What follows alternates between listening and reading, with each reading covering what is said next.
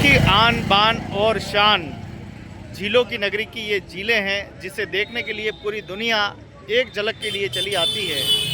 झीलों की नगरी के लोगों को चाहिए कि उनकी झीलें बची रहेगी तो उदयपुर का पर्यटक आता रहेगा और उदयपुर में जो बाज़ार है वो फलता और फूलता रहेगा।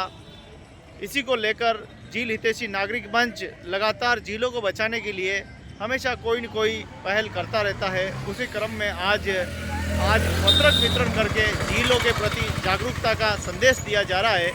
आप देखें कि झील हितैषी नागरिक मंच पूरा यहाँ पर मौजूद है और झीलों की नगरी जो कि विश्व विख्यात शहर है, विश्व प्रसिद्ध शहर है, इसको और ज़्यादा विश्व प्रसिद्ध कैसे बनाएं। यहाँ वीर शिरोमणि महाराणा प्रताप जैसे वीरता की गाथाएं गाई जाती है। यहाँ महाराणा कुंभा, राणा सांगा जैसे महान व्यक्तित्वों का बहुत बड़ा त्याग और बलिदान है। वहीं श्री जी हुजूर भोपाल सिंह जी एवं महाराणा राज सिंह जी जैसे व्यक्तित्व का यहाँ पर बहुत बड़ा किरदार है। महाराणा राज सिंह जी के कार्यकाल में ही झीलों का निर्माण हुआ था। उन्होंने इस पद्धति को शुरू किया था। 16वीं और 17वीं शताब्दी के मध्य इसकी शुरुआत हुई थी और उनका उद्देश्य था कि लोगों को जल मिले और अच्छा जल मिले। झीलों से, पहाड़ों से, पठारों से आने वाला पानी सीधा नदियों के माध्यम से सीधा गंगा नदी में चला जाता था। इस पानी को रोकने की आवश्यकता थी और राजा महाराजाओं ने पहल की। सबसे पहले राजसमंद बनाया, फिर जयसमंद बनाया और फिर ये क्रम शुरू हुआ। कई पिछोला झील, फतेह सागर झील, बड़ी झील, उदय सागर झील, कई झीलें ऐसी बनाई, अनगिनत झीलें। उसके बाद छोटे बड़े राजाओं ने भी पीछे नहीं रहे, महारानियाँ भी पीछे नहीं रही। उन्होंने भी अपने अपने कार्यकाल में छोटी छोटी झीलें बनाकर मानव जाति को समर्पित की है। आज ये झीलें मानव जाति को सुशोभित कर रही है।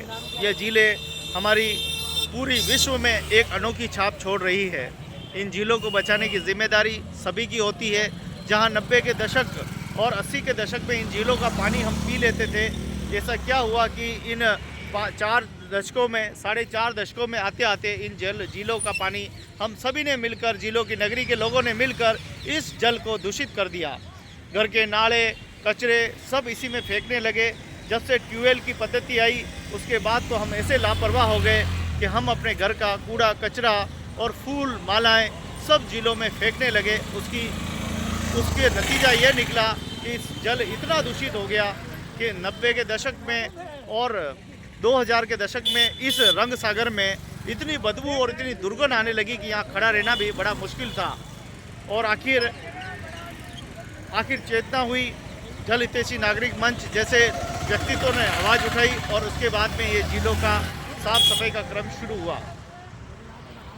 तो आप देखें कि झीलों की नगरी में जो कि उदयपुर की आन बान और शान है, इन झीलों को बचाने के लिए हमेशा झील हितैषी नागरिक मंच पहल करता रहता है। हम भी चैनल के माध्यम से, झीलों की नगरी के माध्यम से, मेवाड़ के माध्यम से हम आपसे अपील करेंगे, कृपया करके आस्था अपनी जगह है, ईश्वर अपनी जगह है, भगवान अपनी जगह है। ईश्वर ये नहीं कहते कि फूल तालाब में फेंको, ईश्वर ये नहीं कहते कि पूजा की सामग्री तालाब में फेंको। ईश्वर हमारे साथ है, आस्था हमारे साथ है। हम सभी को मिलकर आस्था का सम्मान करना चाहिए और कम से कम ये दृश्य तो हमें देखने को ना मिले, ये कोशिश करनी चाहिए। एक स्वस्थ उदयपुर, एक मस्त उदयपुर बनाने के लिए सभी को पहल करनी होगी। इस तरह से पोटलियाँ भर कर झीलों में कब तक हम फेंकते रहेंगे, ये एक बड़ा सवाल है। आखिर हम कब तक ये गंदगी करते रहेंगे और अपने झीलों को दूषित करते रहेंगे। एक तरफ बड़े बड़े ठेके हो रहे हैं, करोड़ों के ठेके इन झीलों को साफ़ करने के हो रहे हैं। जहाँ हम लोग खुद इसको साफ़ कर देते थे, आज इनके बड़े बड़े टेंडर हो रहे हैं। 1 करोड़ 73 लाख का ठेका फतेह सागर झील पर हो रहा है, लेकिन फिर भी झील साफ़ नहीं हो रही है।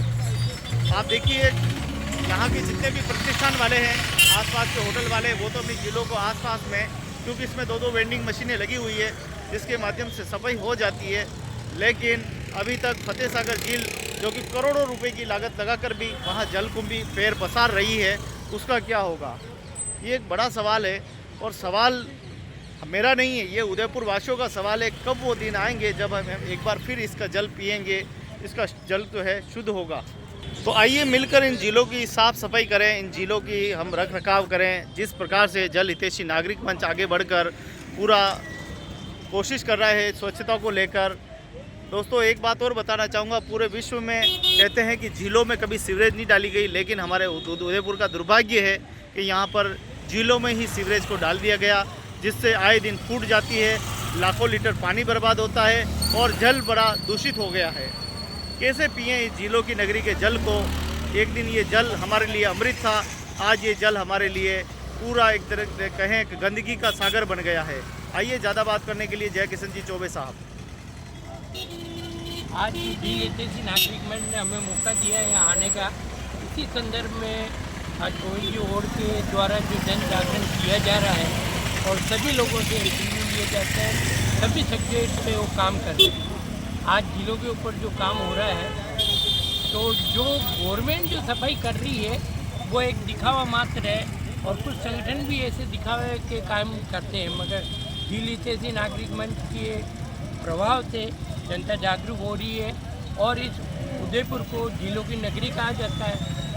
तो मेरा आज के दिन सभी से ये निवेदन है कि आसपास की जितनी भी ज़िले हैं उसका रखरखाव गवर्नमेंट तो करे ही, साथ में संबंधित लोग जो वहाँ की जनता है आसपास की, जैसे बड़ी झील के लिए बड़ी वाले अग्रसर होके काम करें और उदय सागर झील पे उदय सागर के आसपास रहने वाले लोग बाग अगर साफ सफाई का ध्यान रखेंगे तो निश्चित है। अच्छा, महाराणाओं ने रखने के लिए उनके घाटों पे मंदिर वगैरह सब बनाए थे, क्या है कि मंदिरों की वजह से लोग का आना जाना रहे और झीलें सुरक्षित रहे।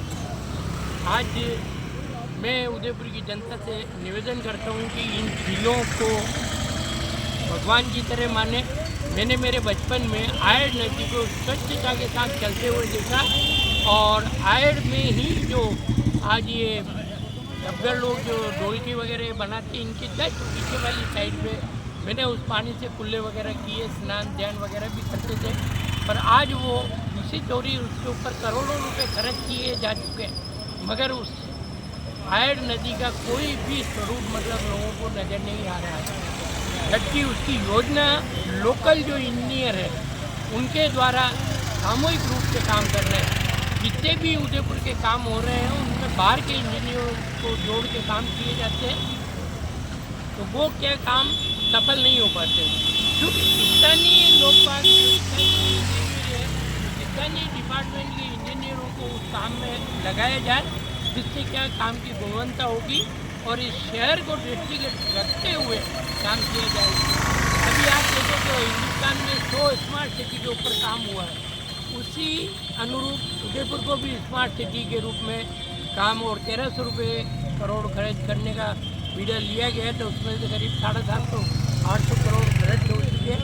उसका परिणाम ये रहा कि उदयपुर सिटी, इसको बाहर से पर्यटक और फॉरेनर्स देखने आते हैं, वो ओल्ड उदयपुर सिटी को देखने आते हैं।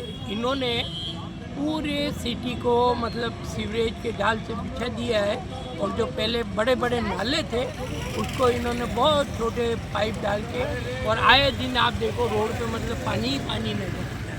तो मेरा आज के दिन गवर्नमेंट से भी ये निवेदन है कि जो भी कार्य स्थानीय रूप में हो रहे हो, स्थानीय विभाग और स्थानीय इंजीनियरों का सहयोग जरूर लिया जाए, अन्यथा ये सारे जो भी काम किए जाते हैं वो निष्फल होंगे। धन्यवाद आपको। बहुत बहुत धन्यवाद जय किशन जी चौबे साहब। तो आप देखें कि इस प्रकार से हमने झीलें दूषित कर दी, नदियाँ दूषित कर दी।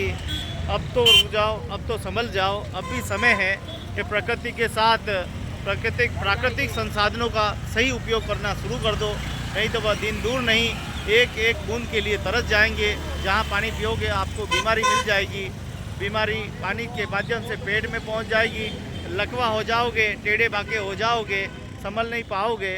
तो जिम्मेदार अधिकारियों से भी निवेदन है, जो झील से जुड़े हुए हैं, जो नदियों से जुड़े हुए हैं, जो प्रकृति से जुड़े हुए हैं, उनसे भी निवेदन है, कब तक खाते रहोगे मौज की कमाई? धरातल पे आकर थोड़ा सा काम कर लीजिए, धरातल पर आकर अपनी जिम्मेदारी का पालन कर लीजिए, नहीं तो तुम्हारी 7 पुश्तें भी भरती रहेगी।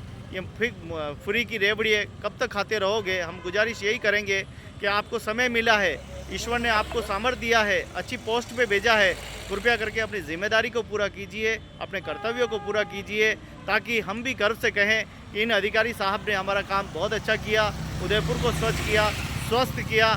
आज बीमारी से मुक्त किया, तो हम भी आपको जीवन भर याद करते रहेंगे। जैसे कि हमारे महाराणाओं को हम याद करते हैं, वैसे ही तुम्हारा भी कीर्तिमान इतिहास रहेगा। अगर तुम काम नहीं करोगे, सिर्फ और सिर्फ रिश्वतखोरी खाते रहोगे, तो मुझे लग रहा है कि हम अपने अस्तित्व को ही खो देंगे। ये एक बड़ा सवाल है। नगरवासियों से भी अपील करता हूँ कि झीलों में गंदगी बिल्कुल न फेंके, न दूसरों को फेंकने दें। जागरूक होकर आवाज़ बने, जल बचाओ, जीवन बचाओ, अपना जीवन बचाओ, दूसरों का जीवन बचाओ। स्वस्थ रहो, मस्त रहो, उदयपुर की सेवा करते रहो। जय हिंद, जय भारत, जय उदयपुर।